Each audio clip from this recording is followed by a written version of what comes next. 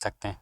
एक कहलाता है यूज़र एंड डिवाइस या क्लाइंट डिवाइस कह लो आप इसको, एक कहलाता है आईएसपी, एक कहलाता है इंटरनेट बैकबोन और एक कहलाता है सर्वर।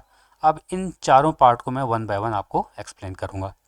देखिए, यूज़र एंड डिवाइस मैंने आपको बताया ये आपका लैपटॉप भी हो सकता है, ये आपका डेस्कटॉप भी हो सकता है, ये आपका मोबाइल भी हो सकता है, ये आपका टैबलेट भी हो सकता है। अब ये जो यूज़र एंड डिवाइस होती है, यहाँ पे मेन चीज़ होती है, एक होता है नेटवर्क इंटरफेस कार्ड। अगर आपका डेस्कटॉप होगा तो हम कहते हैं लैन कार्ड है आपका, वहाँ पे आपकी केबल आके लग जाती है। या ये आपका लैपटॉप है तो यहाँ हम कहेंगे वायरलेस लैन कार्ड है इसके अंदर। या आपका जो मोबाइल है या टैबलेट है, यहाँ पे वायरलेस आपका नेटवर्क इंटरफेस कार्ड होगा। ये नेटवर्क इंटरफेस कार्ड का काम होता है आपके घर के राउटर के साथ आपको कनेक्ट करवाना। तो ये आपका घर पे जितने भी कंप्यूटर डिवाइसेस हैं सब इसके साथ अपने अपने नेटवर्क इंटरफेस कार्ड के ज़रिए कनेक्ट होते हैं।